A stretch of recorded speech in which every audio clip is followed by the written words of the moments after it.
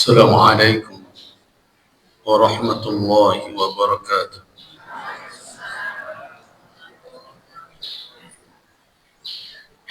الحمد لله الذي أرسل رسوله هاديا إلى صراطه المستقيم فجعله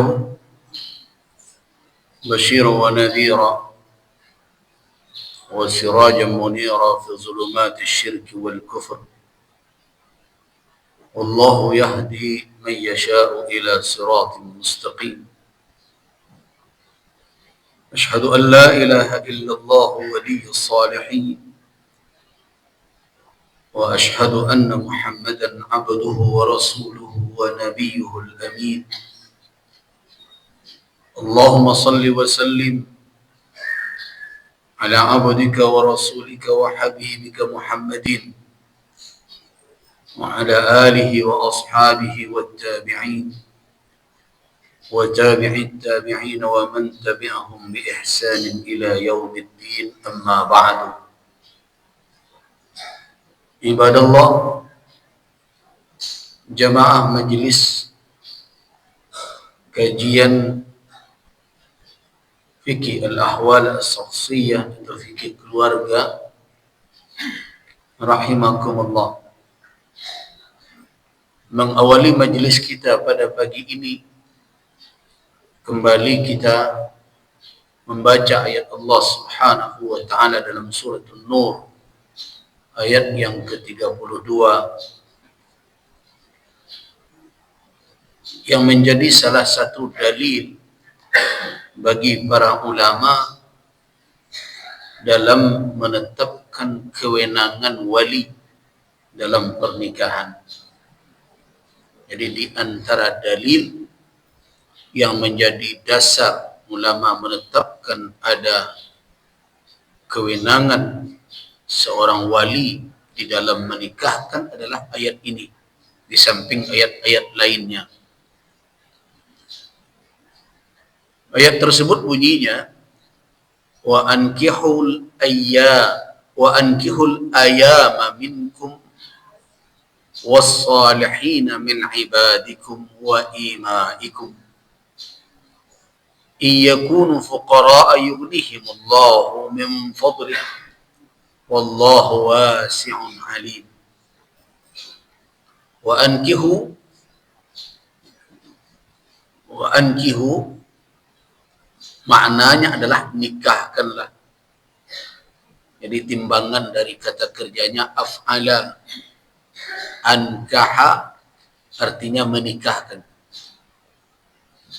Tapi kalau nakaha artinya menikahi. Jadi hati-hati membacanya. Jadi wa ankihu pakai hamzah di depannya berbaris setimbangan kata kerja af'ala. Jadi kalau terbaca wankihu maknanya nanti nikahi, berubah maknanya itu. Jadi wa ankihu maknanya nikahkanlah. Al-ayama, ayama tadi saya agak terpleset lidah saya menjadi ayam. Kalau saya tasdikkan ayam jadi hari-hari artinya. Jamak dari yaum. Tapi kalau ayama bukan ayam pula artinya. Ayama maknanya adalah man la zawja lahu minan nisa, wanita-wanita yang tidak bersuami, baik yang belum pernah menikah maupun yang sudah pernah menikah.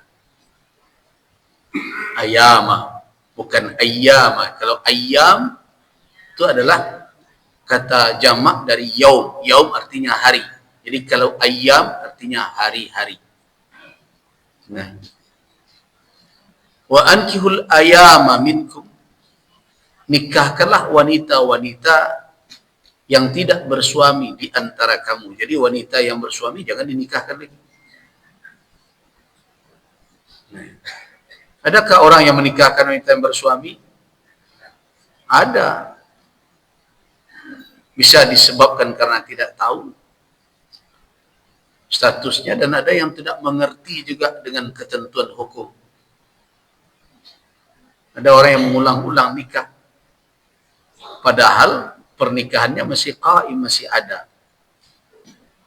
Beberapa kali kejadian, misalnya seseorang merantau bertahun-tahun tidak pulang. Kemudian pulang dia. Kebetulan istrinya setia menunggu. Ketika pulang, dinikahkan lagi. Apa gunanya dinikahkan? Ya alasannya dulu kan sudah meninggalkan sekian lama. Iya. Kan ada dulu dibaca sirat ta'liq. Iya. Tapi kan apa enggak diingat-ingat? Bunyi sirat ta'liq itu apa? Sirat ta'liq itu kalau meninggalkan sekian bulan, kemudian tidak memberikan nafkah dan lain-lain, ya, itu berujung kalimat itu, istri saya tidak ridha. Belum berhenti juga, belum titik. Tidak ridha, membawanya ke pengadilan. Terus pengadilan nanti menjatuhkan talak satu. Nah, sebagai iwatnya nanti, iwat atau pengganti talak itu diserahkan kepada badan amil zakat atau apa, saya nggak ingat itu.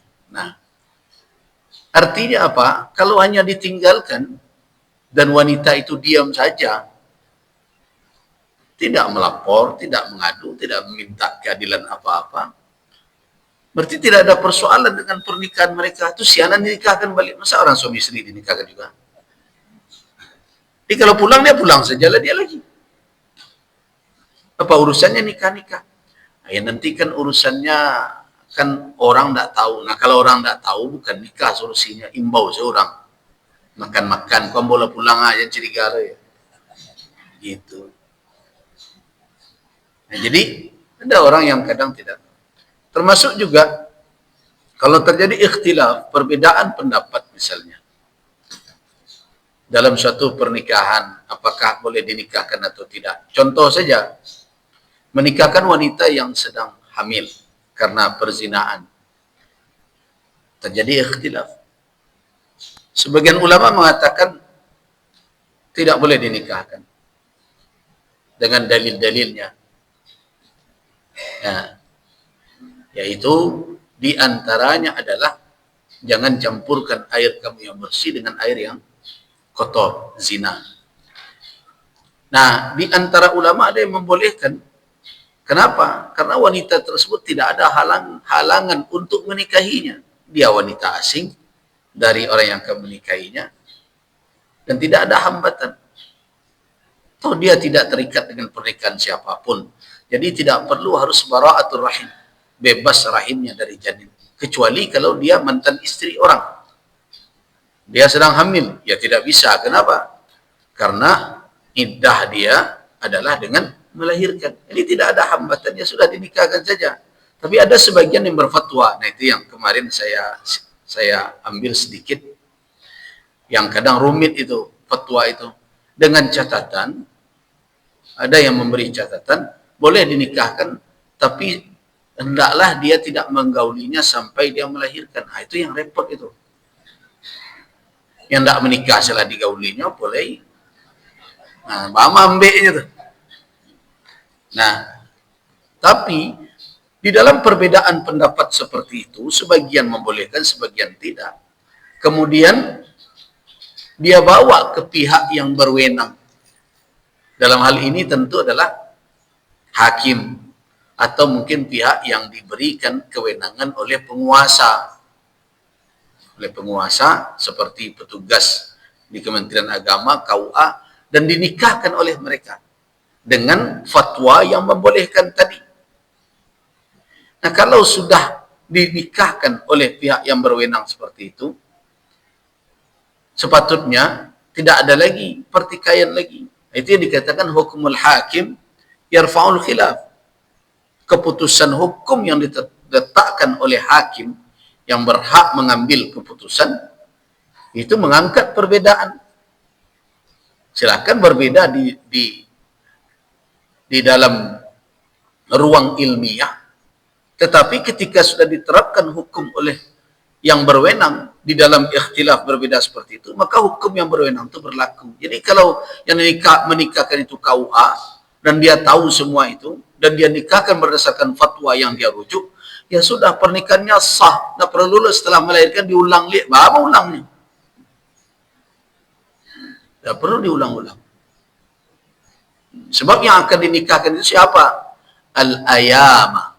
Ayama adalah wanita yang la zaujalah. La zaujalah, yang tidak ada suaminya. Baik yang gadis maupun yang telah menjanda. Jadi wa ankihu yang kita akan ambil sebagai dalil adalah kata ankaha. Nah, kata ankaha itu perintah kepada siapa? Kepada orang yang punya kewenangan. Berarti di dalam ayat ini al-ayama, wanita yang tidak punya suami tadi tidak punya hak kewenangan untuk menikahkan diri mereka sendiri. Begitu Al-Quran memberi petunjuk.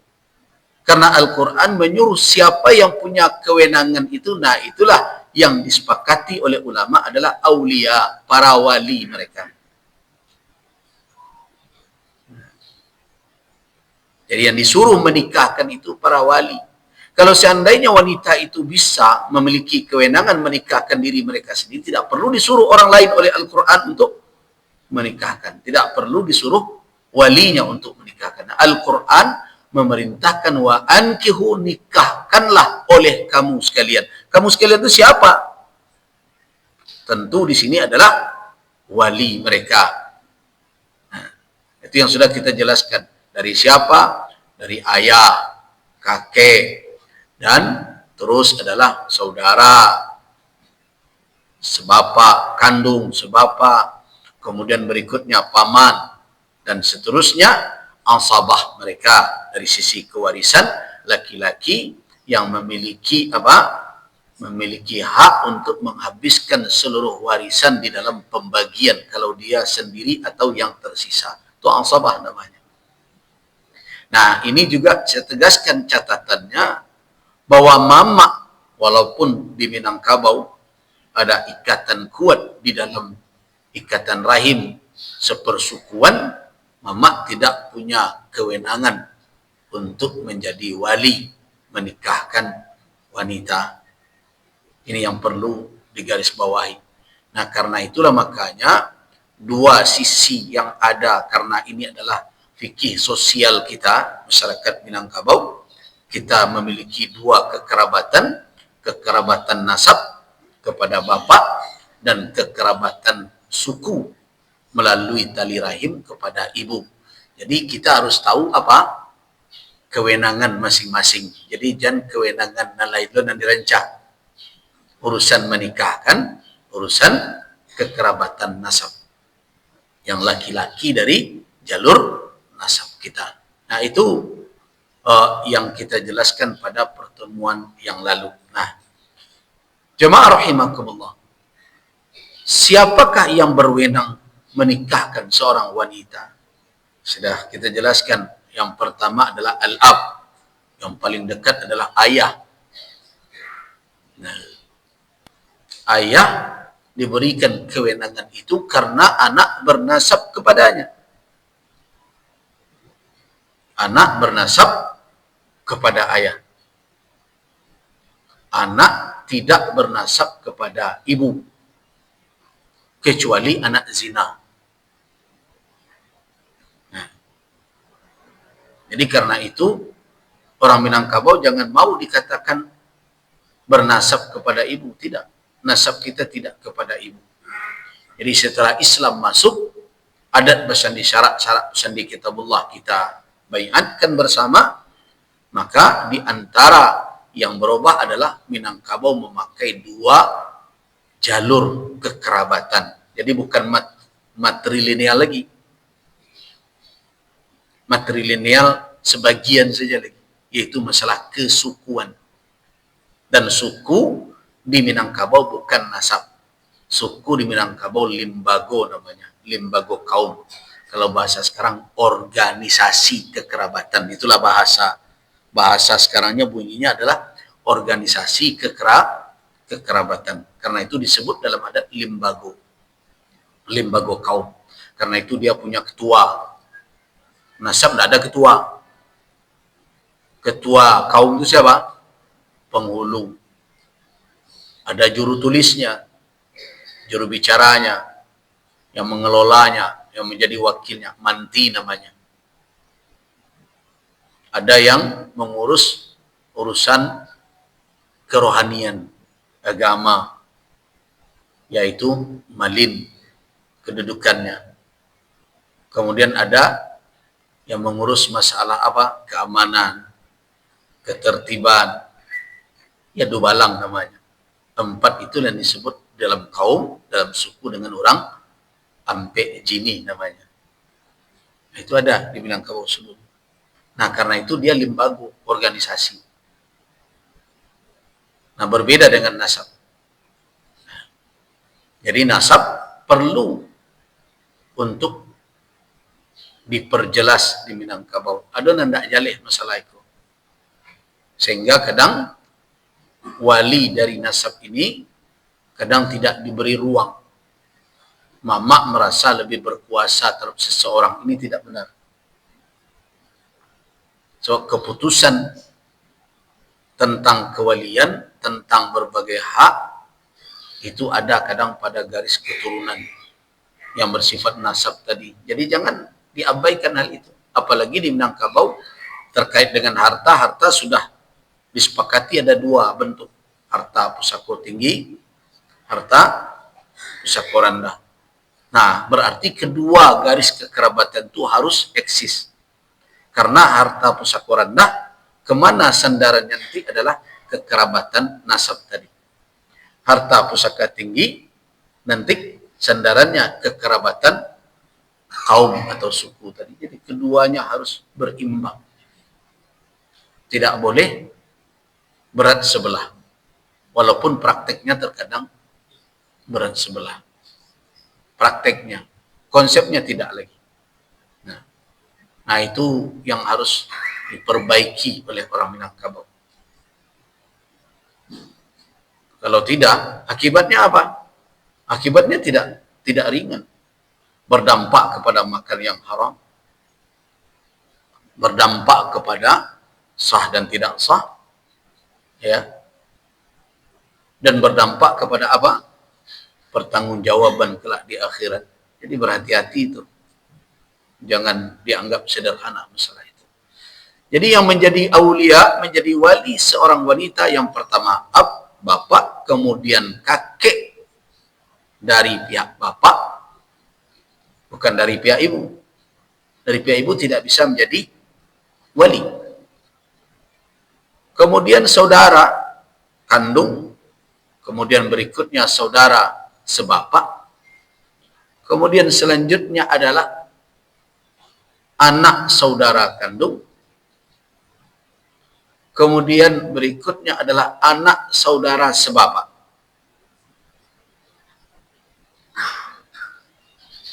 Anak saudara seibu bisa enggak? Tidak. Nah. Kemudian selanjutnya adalah paman kandung. Paman yang seibu sebapak dengan bapak kita. Itu dikatakan paman. Bukan mama. Mama adalah saudara ibu. Yang dikatakan paman al-am di dalam bahasa Arab. Kadang terjemahnya oleh kita sama-sama paman juga. Nah, kalau di Minang ada berbeda. Mama dengan Pak Ete. Yang bisa menjadi wali adalah Pak Ete, Pak Tuo, atau Pak Adang, Pak Angah. Nah, itu yang bisa menjadi wali. Saudara bapak, baik yang kandung maupun yang sebapak. Yang seibu tidak.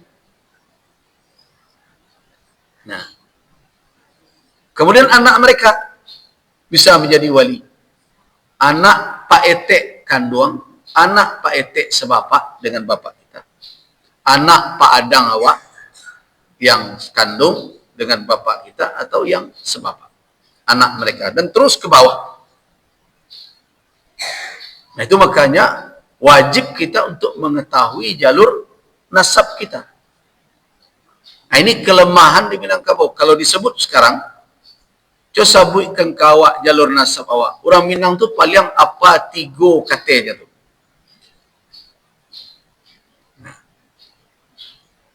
hilang jejak. Siapa lagi di atas si fulan? Kita sebut bapak kita, sebut kakek kita. Kadang apa dari kakek awak tak tahu lah itu. Itu kelemahan. Ranji yang ada pada kaum lebih banyak, ranjinya adalah ranji suku.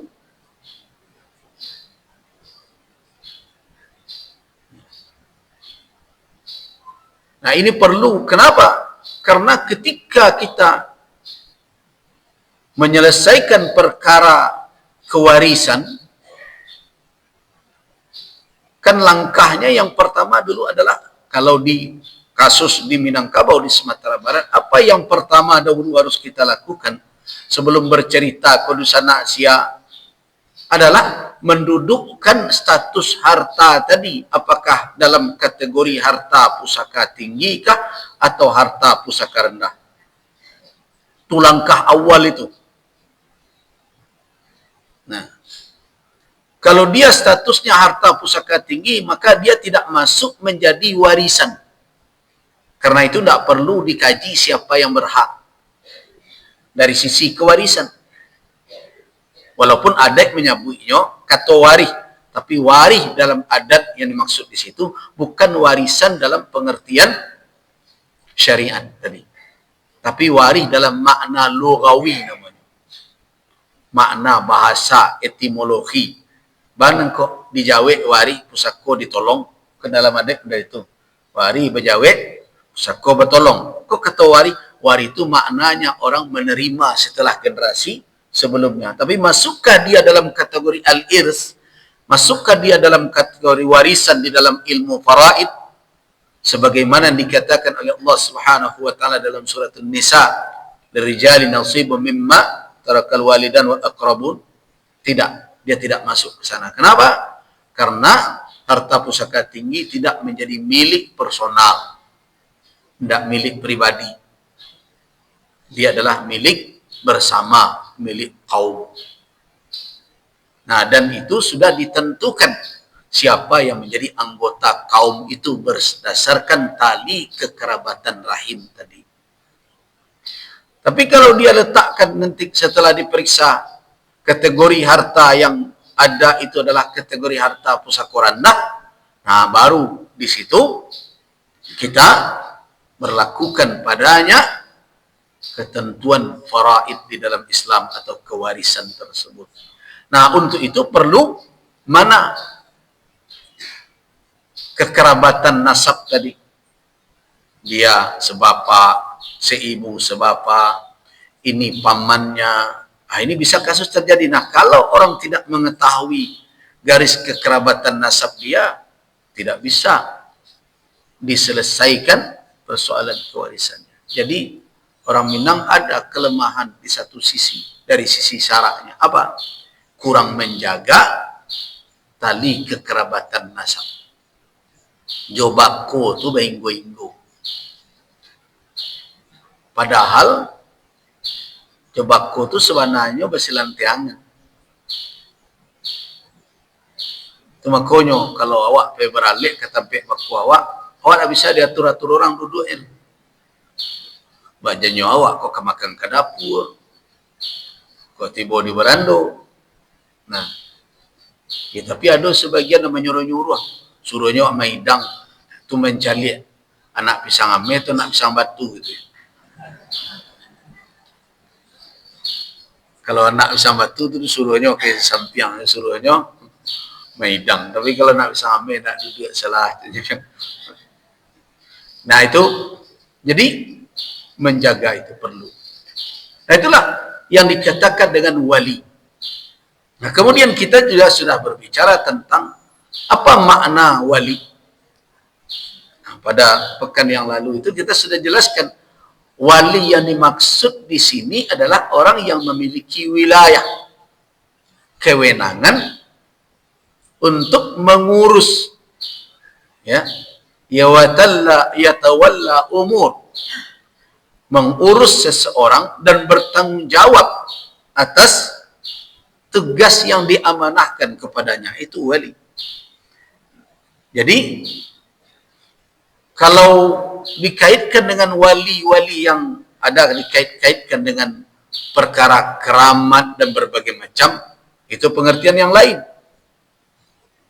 di mana mereka itu adalah orang yatawallallahu umurahu, Allah mengurus segala urusannya, menjamin dia, mencintainya dan berbagai macam, sehingga mereka dinisbahkan kepada Allah, auliyaullah, waliullah, nah begitu. Tetapi berbeda antara kewalian dalam bidang nikah dengan kewalian dalam masalah akidah atau i'tiqad tadi. Karena kewalian dalam perkara nikah jelas orangnya, bisa dibuktikan. Kalau kata orang Minang, kok jauh bisa ditunjukan, kok dakek bisa dikakoan, kok walinya. Tapi wali dalam pengertian i'tiqad tadi itu hanya kita yakini keberadaannya dan kita tidak bisa memastikan, walaupun di kalangan orang tasawuf kadang dipasti-pastikannya. Nah, cuma masyarakat banyak rumit karena mereka punya kaedah sendiri. Apa kaedahnya? La ya'riful wali illal wali. Tidak tahu siapa yang wali, melainkan wali pula. Itu kan kelompoknya saja berarti itu. Nah, jadi punya korup rupanya mereka. Korup wali. Jadi wali ini hanya diketahui oleh orang yang setingkat wali pula. Nah, itu dalam kajian ilmu tasawuf seperti itu. Tapi apakah ada kewajiban untuk meyakini si fulan sebagai waliullah? Tidak ada kewajiban. Tidak wajib. Jadi kalau ada orang yang tidak percaya si fulan itu waliullah, apakah dia berdosa? Tidak. Yang penting dia tidak menghinanya, tidak merendahkannya, dan tidak melanggar ketentuan syariat tentang kehormatan orang lain. Jadi tidak ada keharusan dan kewajiban.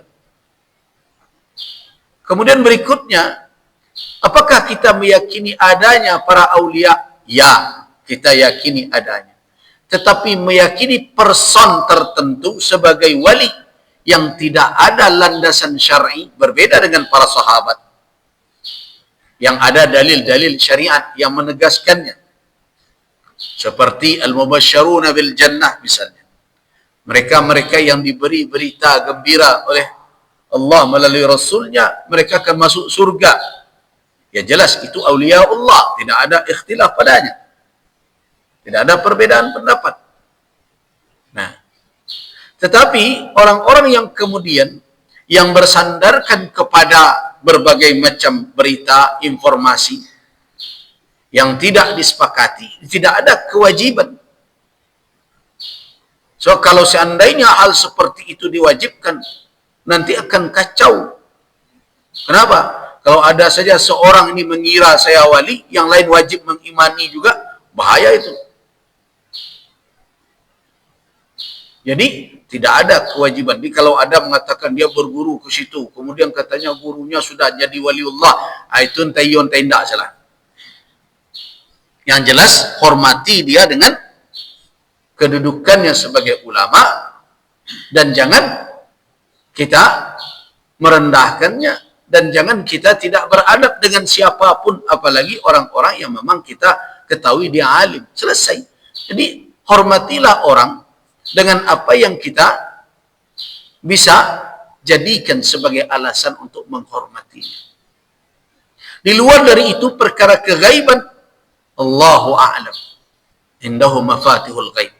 Di sisi Allah kunci keghaiban. Jadi tidak perlu pula kita menjual status wali pula.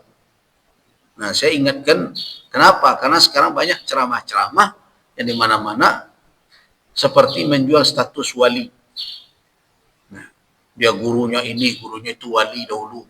Bisa 3 langkah berjalan sampai di tempat tertentu. Macam-macam ceritanya. Dulu mudah sekali emosional umat dibuat seperti itu. Kini banyak nalah mulai berpikir, merenung, benar atau tidak. Nah, sudah mulai. Sehingga kalau dulu ke dia ada orang tak solat Jumat. Nah, tak solat Jumat, ada apa solatnya? Kata solat kelah masuk. Hendaknya apa solat ke Makkah. Ada tak cerita itu? Ada. Nah, banyak orang yang percaya juga. Nah, sekarang sudah mulai orang bertanya, ya mana tuh? Kenapa? Karena sekarang orang sudah mulai tahu ternyata antara Makkah dengan Padang atau dengan Sumatera Barat beda jamnya 4 jam. Jadi kalau orang lagi Jumat di sini, dia pergi Jumat pula ke Makkah, berarti dia di situ sholat duha. Kenapa? Karena Jumat belum masuk lagi waktunya di sana. Orang mulai. Ini cerita-cerita ini bagaimana? Bukan berarti kita dengan mempertanyakan itu berarti kita tidak percaya dengan karamah. Itu hal yang lain. Karamah secara umum kita percaya. Tetapi kekeramatan seseorang dengan berita dan cerita, ya tidak ada hak orang lain untuk memaksa kita harus percaya. Nah, itu yang perlu kita garis bawahi. Karena istilah wali itu muncul tidak hanya di satu disiplin ilmu. Yang kita bicarakan wali dalam masalah bab pernikahan. Tapi karena ada wali lagi dalam disiplin ilmu lain. Dalam ilmu apa? Dalam ilmu akidah. Nah, supaya jangan campur aduk. Makanya saya jelaskan.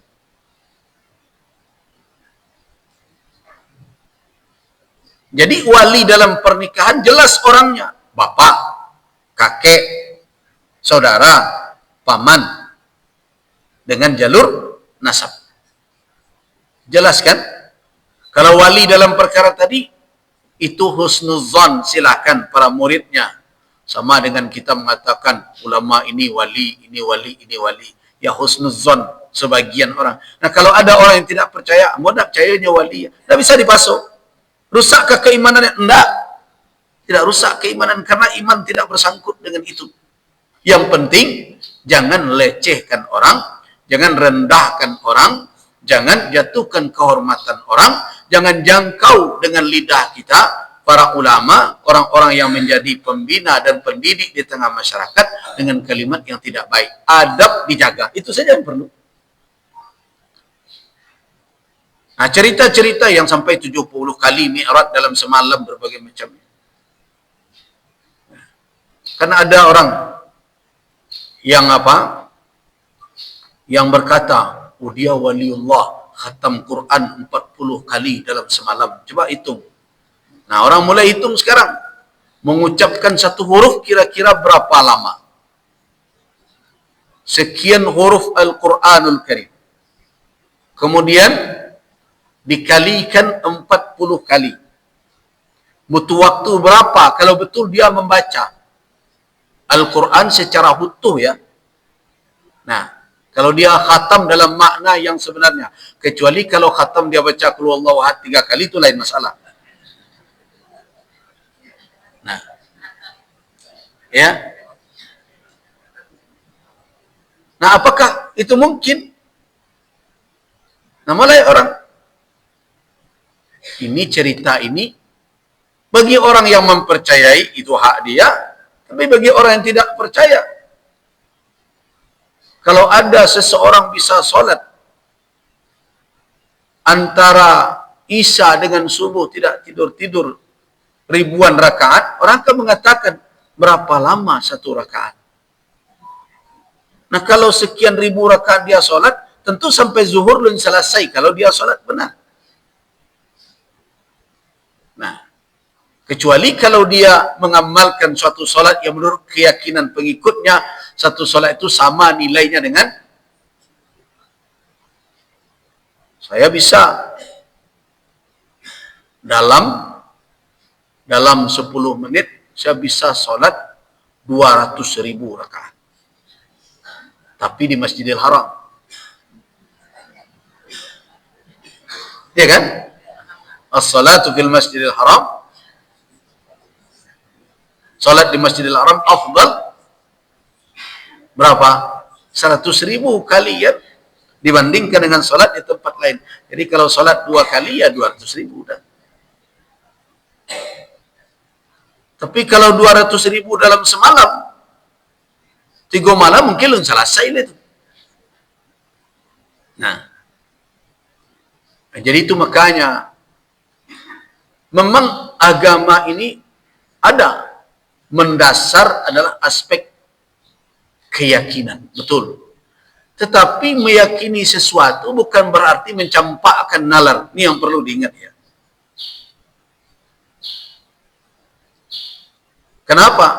Karena di dalam agama kita, akal itu adalah tempat bergantungnya taklif. Jadi beban syariat ini baru diletakkan di pundak kita kalau kita punya, kalau tidak berakal, lele di beban lewat syariat. Tidak. Karena itu tidak ada orang bertanya ke orang ODGJ itu, aku tidak sholat tadi. Tidak ada. Kalau ada orang bertanya ke orang gila, apa tidak sholat, dan bertanya itu dan ragu. Nah ketika ditanya, kenapa tidak ditanya? Ya tidak berakal. Nah, akal itu gantungan taklif. Karena itu orang-orang yang akalnya tidak bisa mencerna, tidak bisa menangkap petunjuk syariat, tidak dibebankan. Ya kan? Makanya ada hadis, rufi'al qalamu an salas. Diangkat pena. Apa maknanya diangkat pena? Tidak dicatat sebagai suatu kewajiban. Kalau dia tinggalkan, dia ada konsekuensi meninggalkan kewajiban. Tidak dicatat seperti itu. Itu makna rufi'al qalam. Artinya dia tidak ada dibebani. Siapa orang-orang itu? Yang pertama anis sabi, anak kecil, hatta yahtalima, sampai dia balik, bermimpi. Balik. Setelah balik baru dicatat perbuatannya. Kenapa? Karena anak kecil belum ada lagi bagi dia kamal, kesempurnaan, kecakapan dia dalam menerima petunjuk syariat. Yang kedua mana? Anin naimi, orang tidur, hatta yastaiqidha, sampai dia terbangun. Jadi kalau lagi tidur menggigau dia talak istrinya satu. Dalam igauan dia itu, apakah dicatat bahwa talaknya jatuh? Enggak. Kenapa? Ya dalam rasian. Jadi karena itu yang dituntutlah ada ibu-ibu mencabut.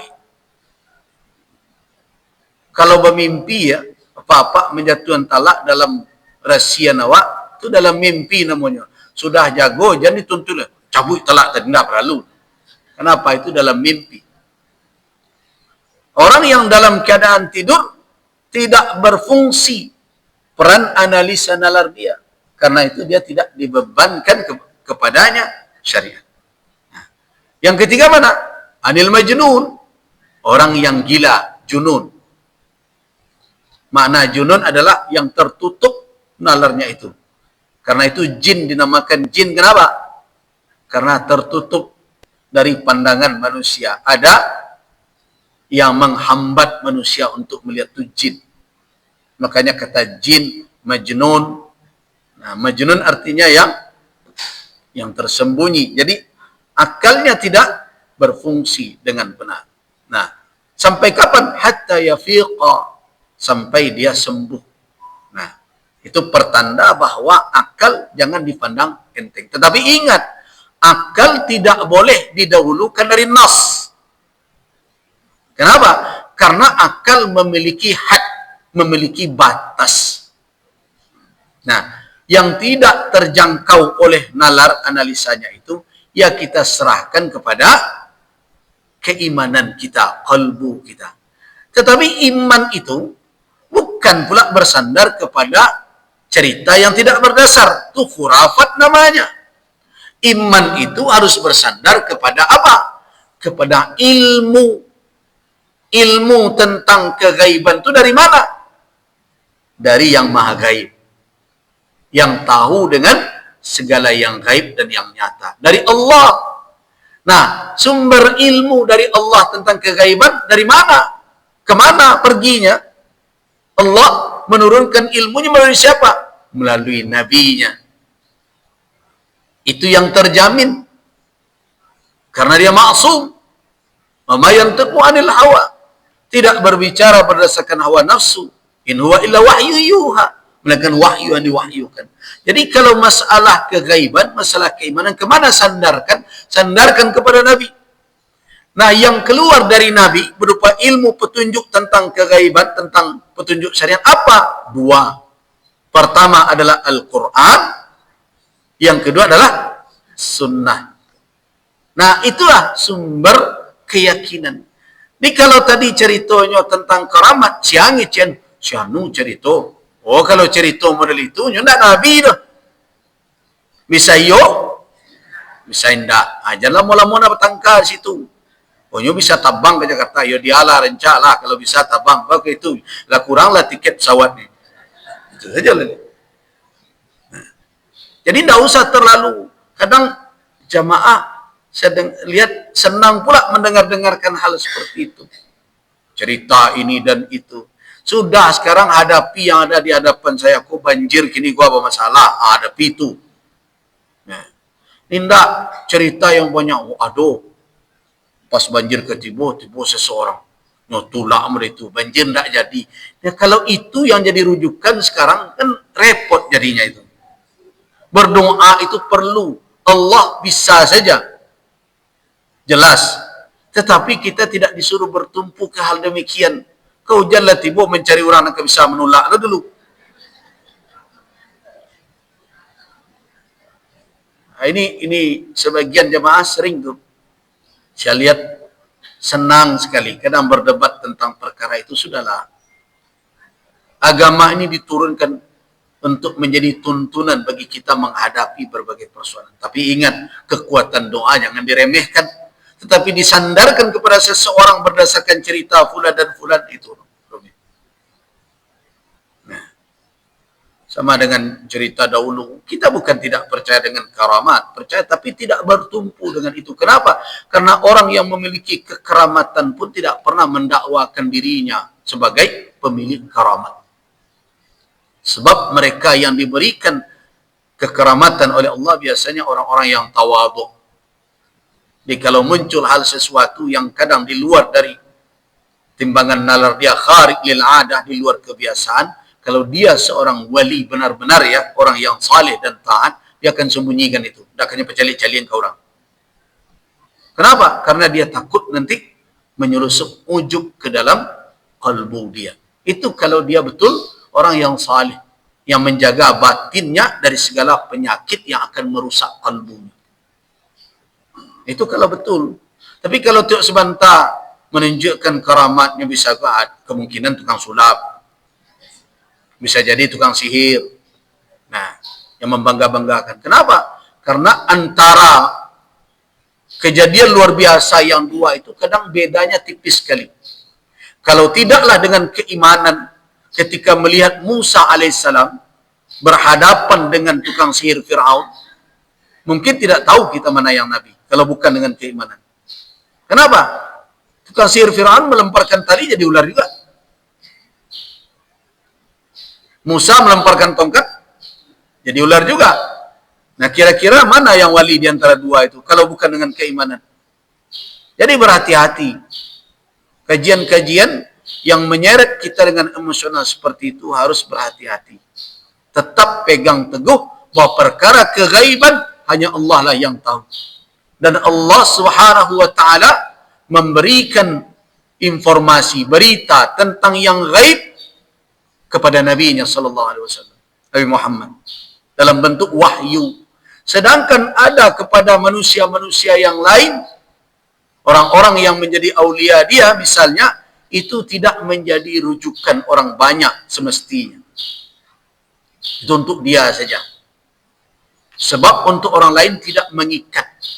Apakah dia akan percaya atau tidak. Misalnya ada seseorang berbicara tanpa dia sadari atau dari mulut dia keluar. Ini kalau tidak ini jadi begini. Ternyata besok jadi begitu. Apakah setiap kejadian akan datang ke tempat dia bertanya dahulu? Tidak. Kalau begitu jadi tukang ramal Ustaz itu jadinya. Jadi ada perkara-perkara yang perlu kita batasi. Wa ma tadri nafsun madza taksibu ghadan. Seseorang tidak tahu apa yang akan dia peroleh esok hari. Bahkan bi ayyi ardin tamut, di bumi mana dia akan menghembuskan nafas yang terakhir, tidak seseorang tahu. Walaupun ada nenek saya tahu dahulu, ya itu untuk dia sajalah. Tidak perlu menjadi suatu hal yang mengikat kepada orang lain kalau toh firasatnya tajam. Tapi firasat orang-orang yang beriman perlu kita waspadai. Ya, orang saleh kalau berfirasat perlu ittaqu firasatal mu'min. Tapi bukan berarti kita menjadikan keyakinan terhadap hal-hal yang demikian sebagai syarat dari keimanan. Wallahu a'lam. Itu wali dalam pengertian lain, supaya jangan bercampur. Nah sekarang wali dari sisi pernikahan tentu ada persyaratan. Nah dari situlah kita tahu bahwa wali di dalam bab nikah ini jelas orangnya, bukan tidak jelas. Bukan perkara keyakinan-keyakinan di sini. Tapi ada ketentuan yang harus dipenuhi. Yang pertama tadi jelas ada hubungan kekerabatan. Seperti yang telah kita jelaskan tadi. Yang tidak masuk kategori itu berarti tidak memenuhi syarat sebagai wali. Jadi bawa kawan bagai kawan sekolah jadi wali. Tidak memenuhi syarat. Kemudian syarat yang kedua adalah wali tersebut adalah muslim. Jadi wanita muslimah harus satu agama. Jelas. Tidak boleh wali itu orang kafir. Jadi wanita muslimah punya bapak walaupun ada hubungan kekerabatan langsung, nasab, tetapi berbeda agama, ikhtilaf di dalam agama, berbeda agama. Apakah boleh dia menjadi wali anaknya yang muslimah? Tidak. Nah, apa dalilnya bagi ulama mengatakan tidak boleh orang kafir menjadi wali seorang muslimah? Yang pertama suratul Nisa ayat yang ke-141. Jadi yang punya Al-Quran.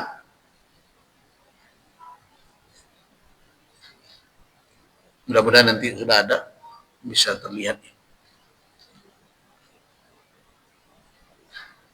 Perhatikan firman Allah Subhanahu wa ta'ala di dalam ayat 141 itu, dalam surat An-Nisa tersebut, ada kalimat walay yaj'ala. Perhatikan. Sudah bertemu yang pegang Al-Quran? Di akhir.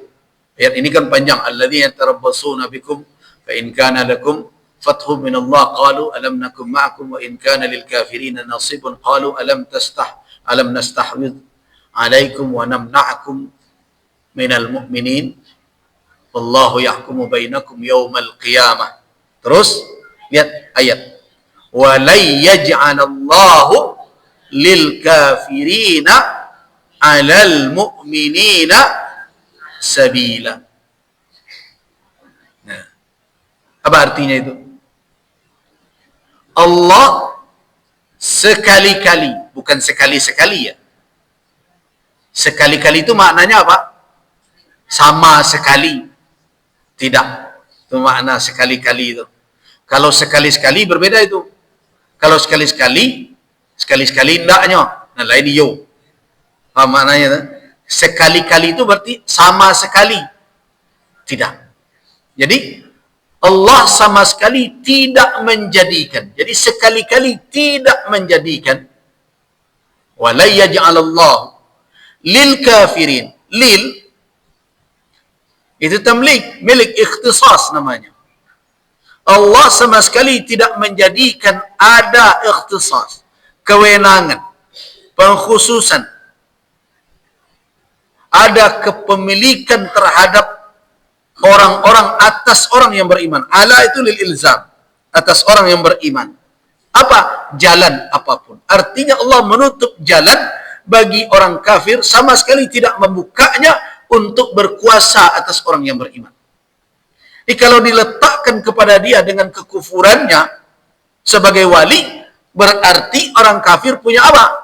Punya jalan untuk berkuasa.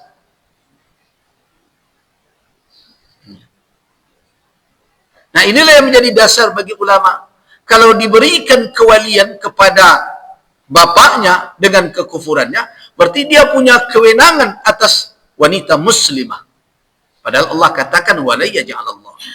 Allah sama sekali tidak menjadikan ada kewenangan yang menjadi milik orang-orang kafir atas orang-orang yang beriman. Tidak dibuka jalur oleh Allah ke sana. Jalan saja tidak.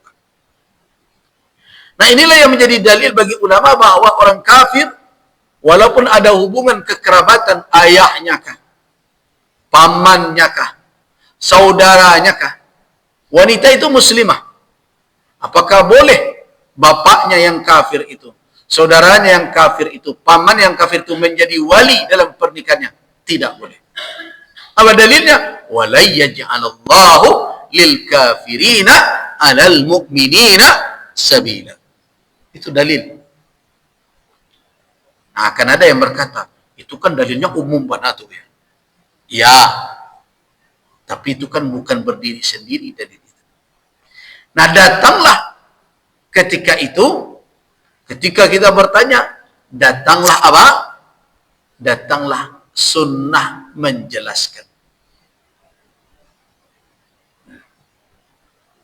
Di mana?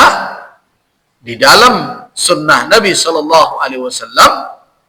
bahwa wanita-wanita muslimah di masa Nabi tidak dinikahkan oleh bapak mereka yang masih kafir.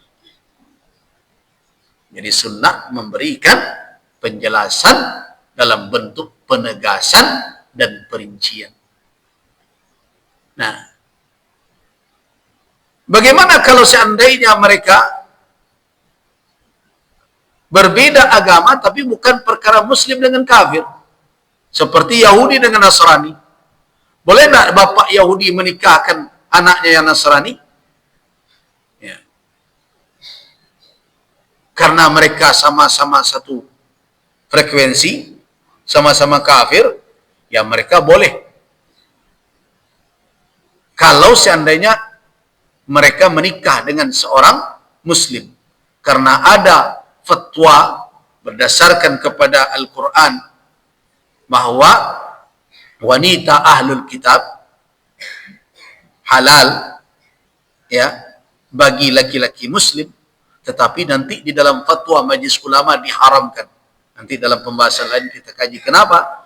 Karena saddal lidzari'ah, yaitu menutup pintu jangan sampai tukang pancing dilarikan ikan pula.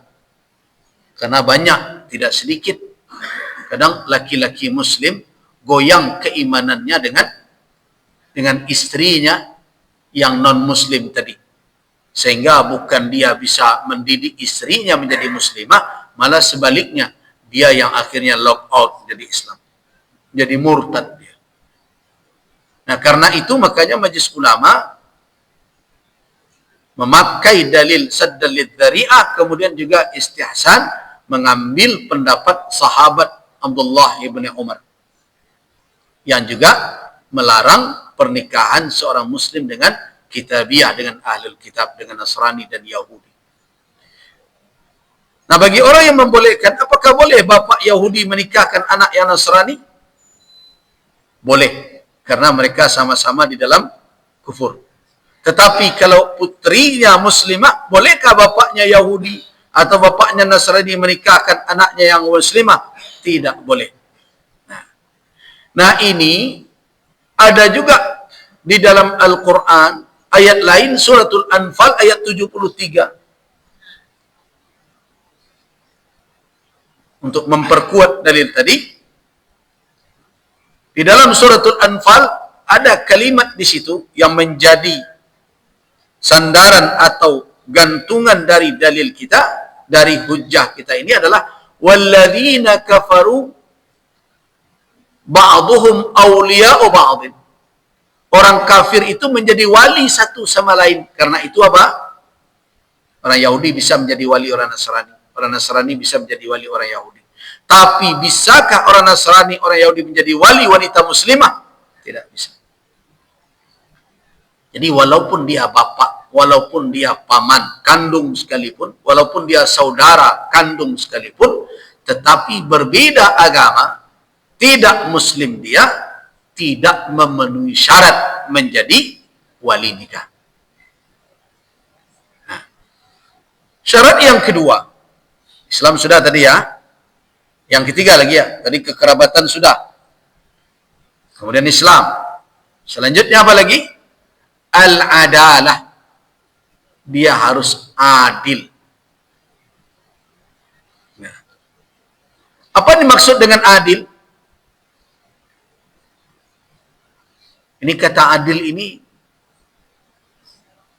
cenderung bias.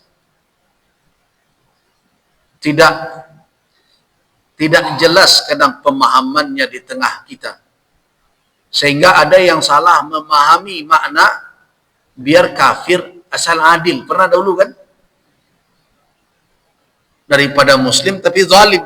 Nah, ini kasus ketika pemilu muncul itu. Nah, mereka tidak memahami kalimat adil. Ada adil dalam makna syar'i, ada adil dalam makna urfi, dalam makna tradisi. Sebagian orang kadang memahami adil itu adalah sama barek. Menimbang sama barek, mau kuah sama panjang, kan begitu? Nah, di dalam kajian syariat dan begitu juga dalam ilmu sosial, keadilan sebenarnya tidak diukur dengan urusan bagi-membagi saja dong. Sebab kalau urusan membagi kok, orang bisa mencari adil dan adil. Yang tidak bisa tu kalau lah urusan tambah menambah. Apalagi kurang mengurang. Tapi kalau urusan bagi membagi, tampak sekali adil dan adil itu. Kau jatah tambah kurang, pembagian itu sama lah setiap. Tapi kalau tibodinya sudah membagi, nah, kecenderungannya mengurang nanti orang, menambah nanti inyo tu mengawi gadang kawa namanya tu. Nah, jadi adil tidak itu adalah makna yang terlalu sempit dalam memahami keadilan. Jadi kalau dibandingkan adil dengan zalim, antara kufur dengan Islam, itu maknanya adalah praktek di dalam kewenangan. Tetapi di dalam menduduki kedudukan sebagai orang yang memiliki kewenangan, adil tidak makna itu terlalu sempit. Kenapa? Karena kalau adil dimaknai harus sama barek, harus sama panjang, pembagiannya harus sama rata, itu bisa bertolak belakang dengan apa? Dengan situasi yang ada di dalam kehidupan sosial kita. Contoh, ambil contoh. Kalau ibu-ibu punya anak berampek, pagi-pagi minta piti. Seorang sekolah di SD. Seorang lain sekolah di SMA. Dan seorang sekolah di kuliah perguruan tinggi. Kampusnya sebelah rumah. Seorang lain kuliah juga. Sedang menyusun skripsi. Kampusnya di kota lain. Pagi itu sama tak belanja. Wah, prakteklah adil mau kuah semua barek, mau menimbang semua barek, mau kuah semua panjang tadi. Nah, dia dia belanjo. Dek lai bapiti koi lah. Jadi yang magi kalian 1 juta surang sekini. Tu betapuk nan SD tadi. Baragulo-gulo kajai ke dibalinya. Nah,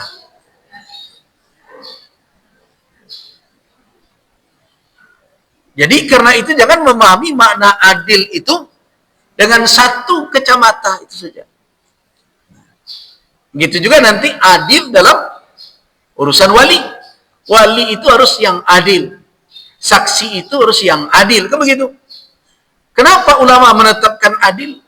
Karena ada hadis. Di antaranya hadis yang diriwayatkan oleh Al-Imam Asy-Syafi'i.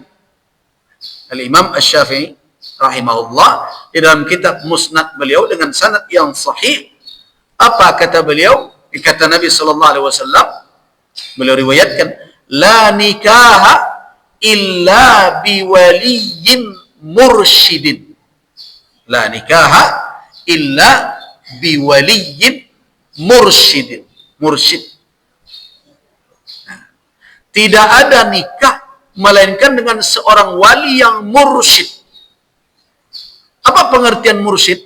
Menurut Al-Imam Asy-Syafi'i rahimahullah adalah al-muradu bil mursyidi fil hadis al-adlu.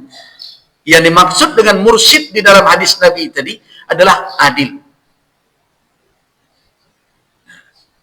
Imam Syafi'i menyimpulkan makna mursyid tadi adil. Rusdu. Saya pernah jelaskan makna rusdu di sini.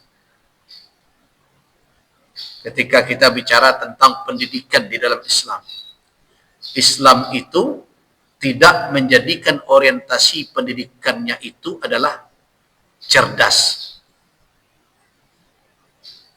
Nah, cerdas. Karena cerdas itu bukan tujuan akhir.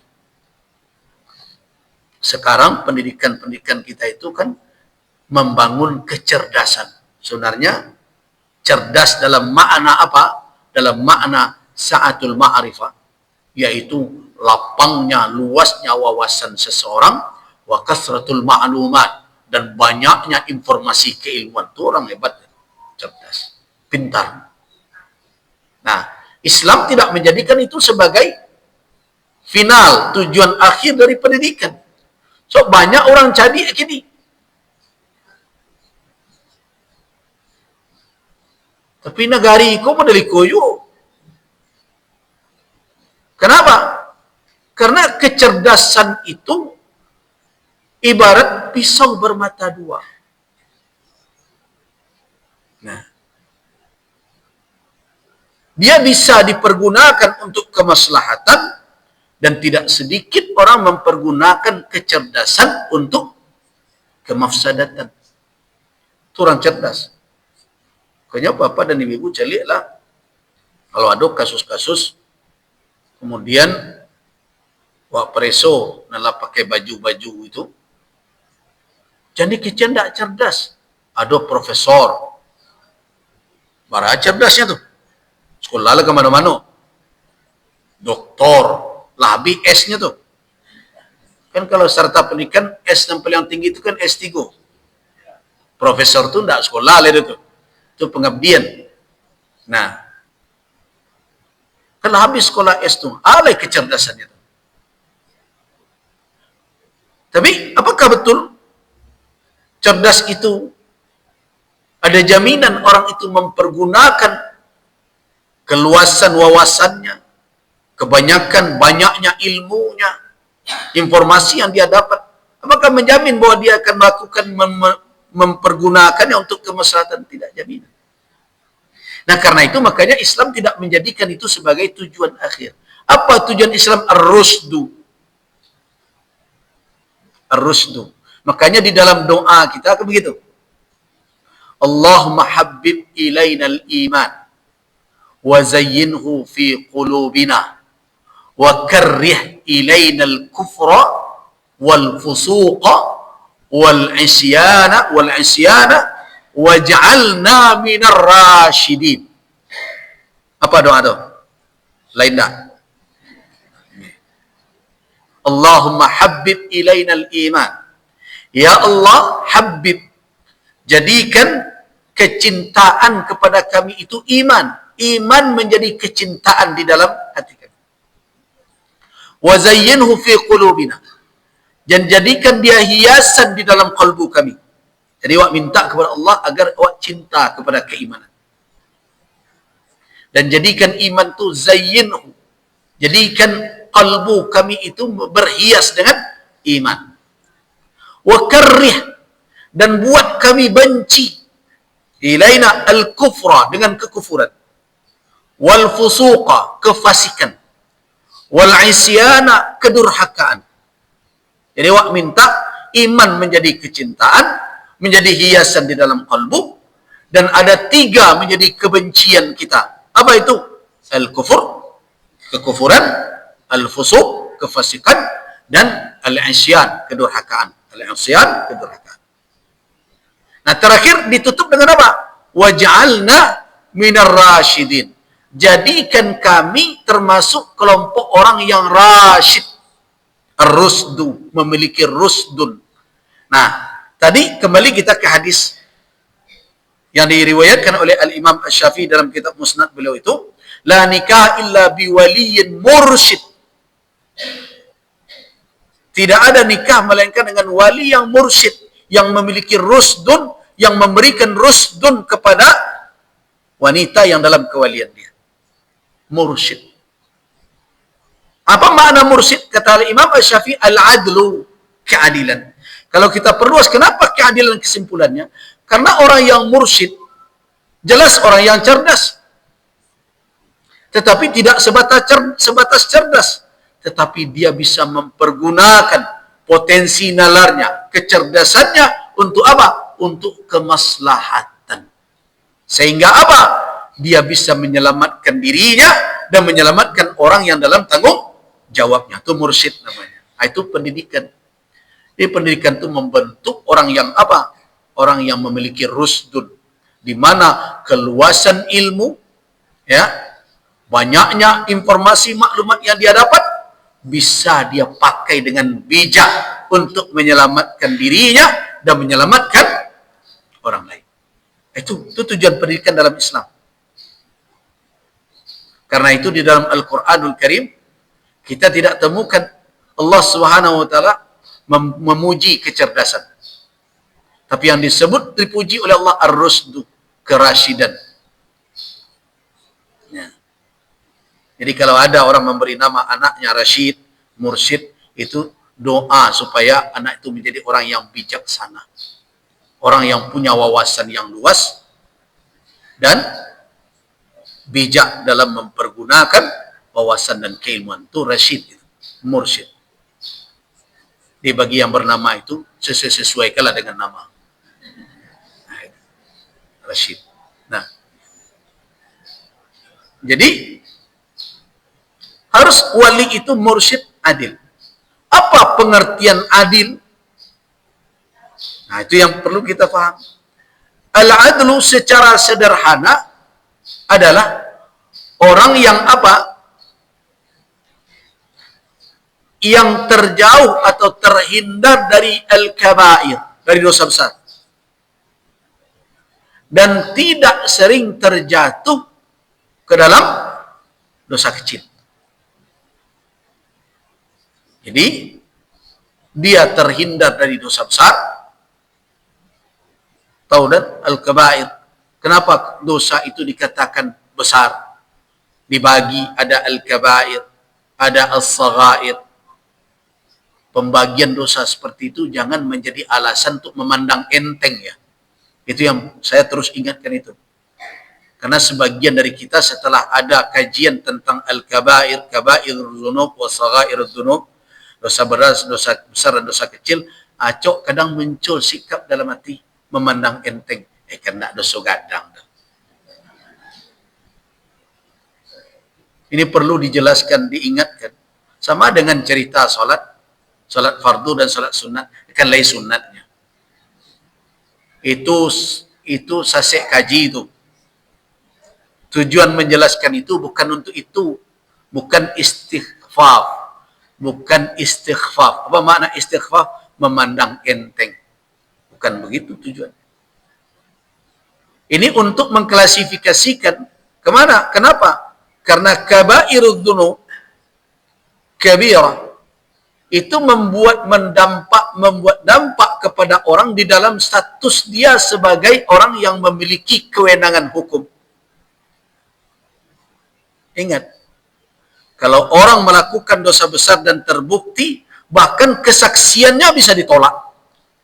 Itu makanya hati-hati nanti kita bicara saksi juga dalam pernikahan ini. Kita ini sekarang aneh-aneh saja membuat. Bangga pula kalau yang menjadi saksi nikah itu pejabat.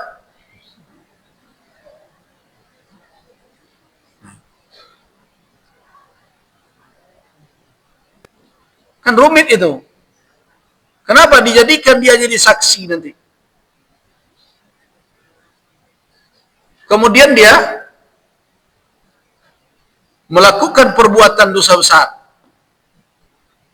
Bagaimana kesaksian kan? Ada sebagian orang yang memperkarakannya nanti. Di dalam Al-Quranul Karim adakah kesaksian yang ditolak karena orang itu melakukan dosa besar? Jelas ada yang ditolak. Orang yang menuduh misalnya wanita baik-baik berzina, wanita baik-baik, wanita yang lalai, tidak ada berbuat itu, tiba-tiba dia fitnah, bahasa kita ya, dia buat buhtan, cerita bohong, hoax, wanita itu melakukan perbuatan zina. Apa kewajiban dia? Nah, harus mendatangkan 4 saksi, kan begitu? Nah, kalau dia tidak bisa, apa akibatnya? Akibatnya dia harus dicambuk 80 kali. Nah, itu yang sering kita dengar. Tapi tahu nggak akibat yang berikutnya? Kesaksiannya tidak diterima. Di mana ditemukan? Lihat firman Allah ayat 4 dalam surah An-Nur.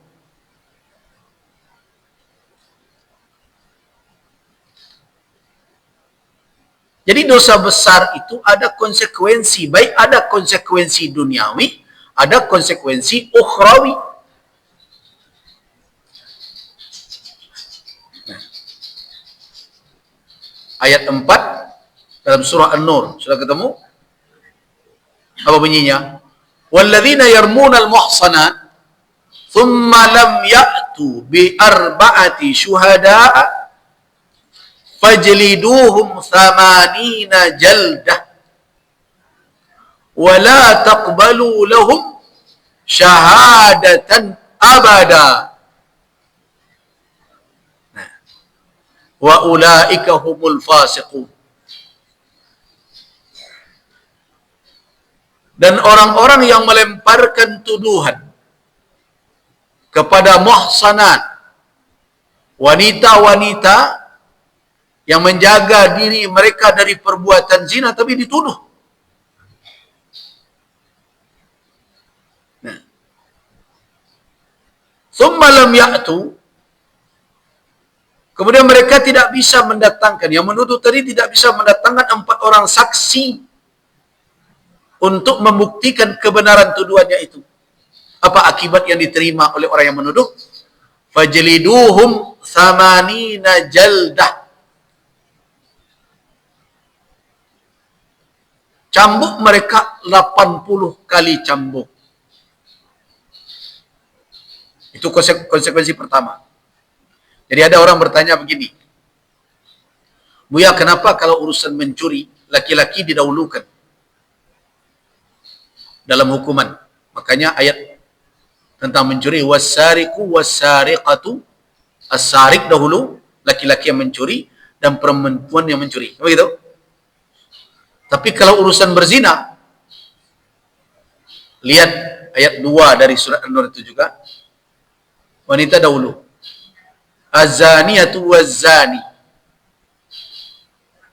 wanita yang berzina dan laki-laki yang berzina. Nah, ada orang yang kritis bertanya begitu. Padahal dalam kenyataannya, ya, nambah zina aku kini banyak laki-laki. Nah, kan tak adil jadinya tuh. Kalau urusan zina kami nasabui dulu. Ya bisa jadi kritik dia itu, tetapi jangan dikatakan Allah tidak adil pula. Sebab ketidakadilan itu ketika kita membaca itu saja. Coba lihat, perhatikan. Ketika Allah peringatkan az-zaniyah, wanita lebih dahulu, berarti wanita rentan dengan godaan ini. Itu tanda sayang namanya, bukan tanda benci. Karena itu diperingatkan lebih awal. Cuma kadang awak terlalu sensitif, ketika diperingatkan awak singgung. Itu tanda sayang. Allah ingatkan wanita karena rentan. dengan godaan. Nah, tetapi wanita juga yang pertama dilindungi dari tuduhan yang tidak benar. Kita perhatikan ayat yang 4. Walladzina yarmunal muhsanat. Al-muhsanat siapa? Wanita-wanita. Jadi, walaupun mereka rentan, tidak boleh sembarangan orang menuduh wanita melakukan perbuatan zina. Nah, itulah keadilan Allah. Allah bentengi hamba-hambanya sebelum dia terjatuh ke dalam perbuatan maksiat. Nah, kalau ada orang yang menuduh tidak mendatangkan saksi, 4 orang, dia berhak sebagai konsekuensinya, dia harus dicambuk 80. Dan ada hukuman kedua. Nah, ini yang sering dilupakan orang terkait dengan kasus kita, dengan persoalan kita tentang syarat kewalian. Wala taqbalu lahum syahadatan abada. Dan jangan kamu terima selamanya kesaksian mereka. Jadi tidak bisa jadi saksi.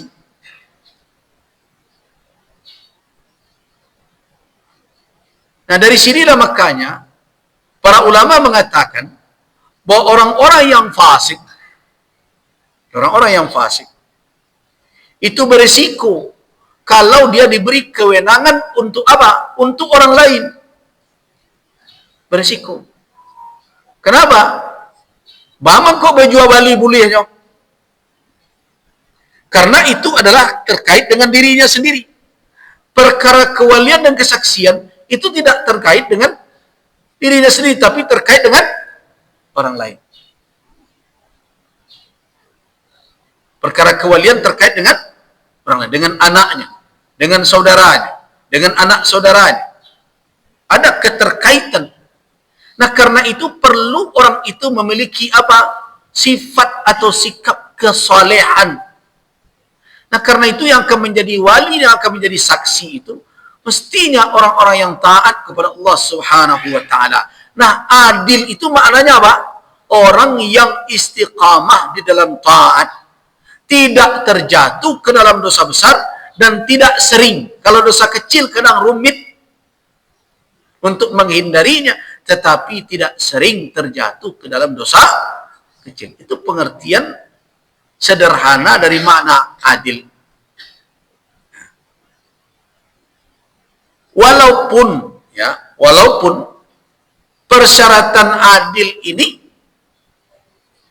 adil ini tidak disepakati oleh ulama, tetapi saya lebih cenderung mengatakan bahwa adil ini setidaknya menjadi syarat kesempurnaan. Jadi itu lebih diutamakan. Jadi kalau ada wali yang tidak sholat selama ini, taubat lalu. Segeralah bertaubat kepada Allah Subhanahu wa ta'ala.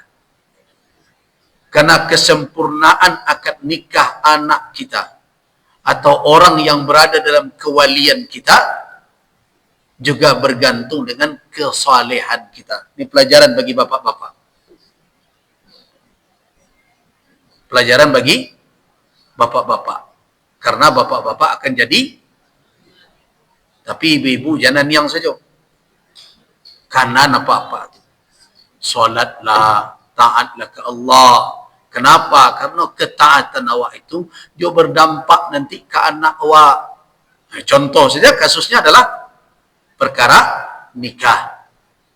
Karena di antara ulama ada yang berpendapat bahwa keadilan itu adalah syarat. Nah, kenapa ada ulama yang mengatakan tidak menjadi syarat? Karena rumit membuktikannya. Nah, itu saja. Karena itu saya lebih cenderung mengatakan al-adalah, keadilan seorang wali berbeda dengan saksi. Saya kalau saksi berpendapat wajib saksi itu adil. Kenapa? Karena saksi ada pilihan. Kalau wali kan pilihannya sempit. Nah, karena itu keadilan itu menjadi syarat kesempurnaan. Nah, karena itu tolong bagi orang tua atau siapapun yang di pundaknya ada kewalian itu, sebaiknya itu menjadi salah satu motivasi untuk segeralah memperbaiki diri. Kenapa? Karena pernikahan wanita-wanita yang nanti kita yang mengakadkannya itu bergantung kesempurnaannya, keafdalannya kepada keadilan kita, ketaatan kita kepada Allah Azza wa Jalla. Syarat berikutnya adalah bulugh, baligh. Nah, ini biasanya berdampingan dengan syarat yang berikutnya, akal. Baligh, Kenapa bulugh? Kenapa dipisah? Kok tidak satu saja akal? Kenapa tidak berakal saja? Kenapa? Karena di dalam persyaratan, ya, bulugh dengan akal itu ada hubungan yang kuat. Tapi adakah orang yang belum balik tapi berakal? Ada. Walaupun timbangan akalnya belum sesempurna orang yang dewasa. Itu dikatakan sabiyyun mumayyizun namanya. Sabi mumayyiz. Ulama biasa membedakan anak kecil yang mumayyiz, yang telah bisa memilah dan memilih mana maslahat dan mudarat, tapi belum balik. Balik berakal. Nah, bagi yang menjadi wali adalah balik berakal. Berakal saja belum balik, belum bisa menjadi wali. Nah, tetapi bisa tidak menjadi yang lain seperti imam? Bisa. Sabiyyun mumayyizun. Walaupun afdalnya tetap yang jadi imam yang telah balik. Nah, jadi anak kecil yang mumayyiz. Nah, anak kecil seperti itulah yang dibawa ke masjid, dilatih untuk salat bersama dan ditempatkan di samping kita. Bukan disuruhnya sebaris di belakang, itu culik-culian sama-sama. Jadi yang akan dibawa ke masjid anak-anak itu sabiyyun mumayyizun, anak yang mumayyiz yang telah pandai salat berjamaah dan mengerti adab berada di rumah Allah. Jadi ada sebagian orang yang keliru memahami melatih anak salat. Dia bawa anak dalam gendongannya.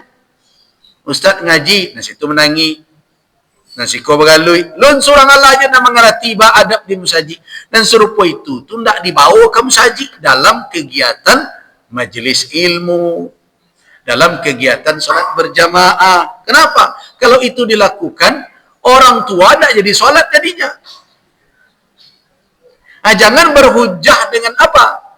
Dengan hadis Nabi pernah ditunggangi oleh Hasan atau Husain, cucu beliau di pundak Nabi. Nabi tidak mau doh. Itu namanya kondisional dan situasional. Jadi tidak bisa dijadikan hukum general, hukum umum. Kan ada sebagian masjid yang kadang sulit melakukan kegiatan itu. Kenapa? Seluruh ibu-ibu mau anak. Repot, baru saya ngaji, kau menangi. Lantok ikut mulai ngaji boleh. Tolong merawang. Nah, itu tidak cocok. Sama dengan dia datang ke sini, kemudian ditarik nyomik imam berbagai macam. Ya jangan. Jadi makna masjid, sekarang kan ada masjid ramah anak ya. Nah, kadang disalahfahami itu. Masjid ramah anak itu bukan berarti tempat untuk pengasuhan bayi dalam masjid. Nah,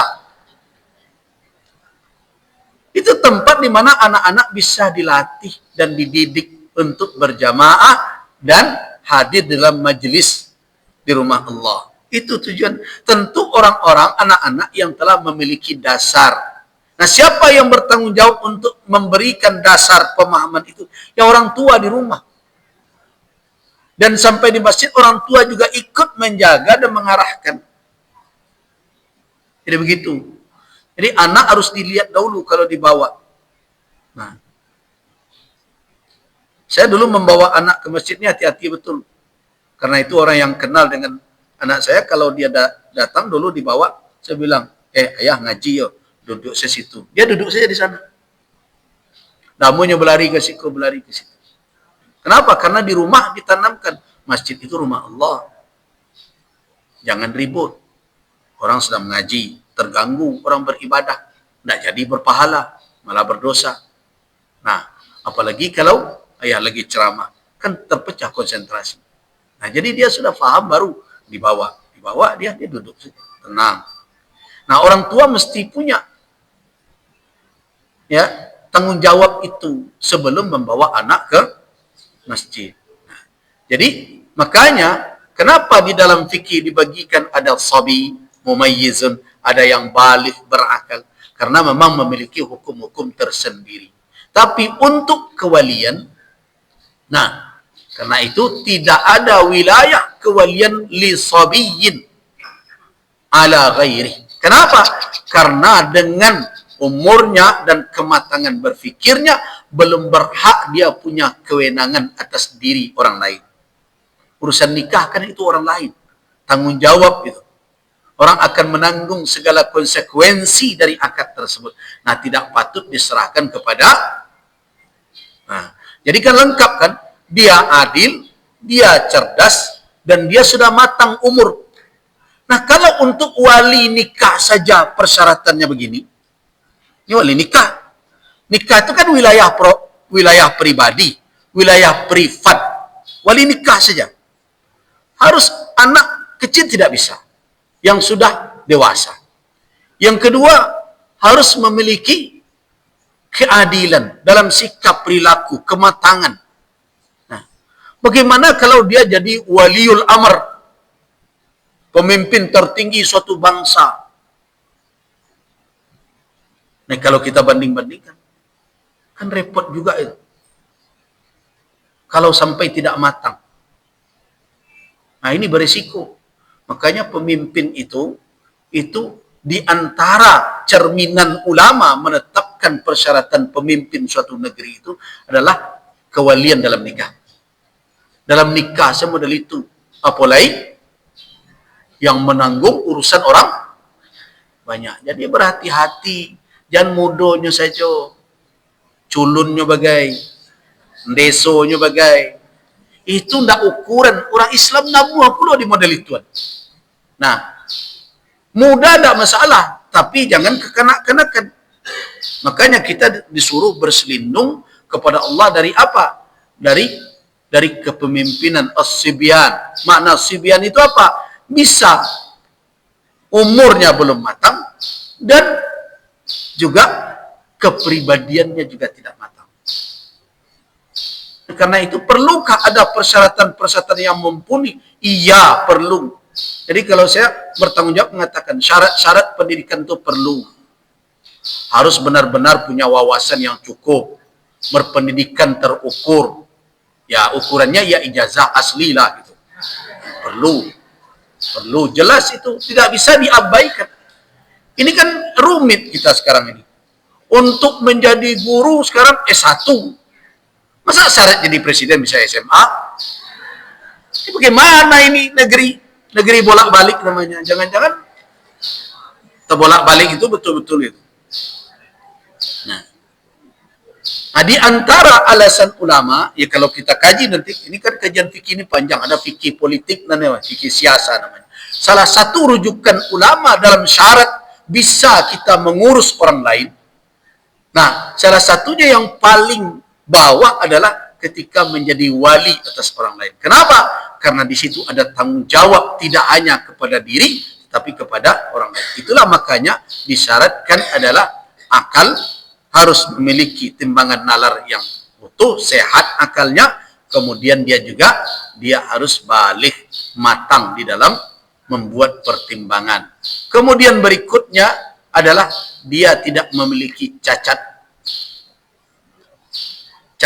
dalam menganalisa dan menimbang apa yang patut untuk dia pertimbangkan. Misalnya matanya, jangan sampai dia tidak bisa melihat siapa yang akan dinikahkannya, dengan siapa dinikahkan. Nah, jadi lebih didahulukan orang yang melihat. Begitu juga dia tidak idiot dan berbagai macam syarat itu mutlak. Kemudian terakhir syaratnya adalah dia tidak dalam keadaan berihram ketika haji atau umrah. Jadi jangan diangkat nikahkan orang kita masih dalam keadaan berihram. Kenapa? Karena al-muhrim la yankih wa la yunkah. tidak boleh menikah dan tidak boleh dinikahi dan tidak boleh tentu menikahkan juga. Jadi karena itu syaratnya ayyakuna halalan, dia dalam keadaan tidak berihram, baik haji maupun umrah. Kenapa? Karena ada sebagian orang yang terkadang aneh-aneh pula, merasa lebih spesial pula kalau menikah di Masjidil Haram, pakai paket khusus pernikahan gitu.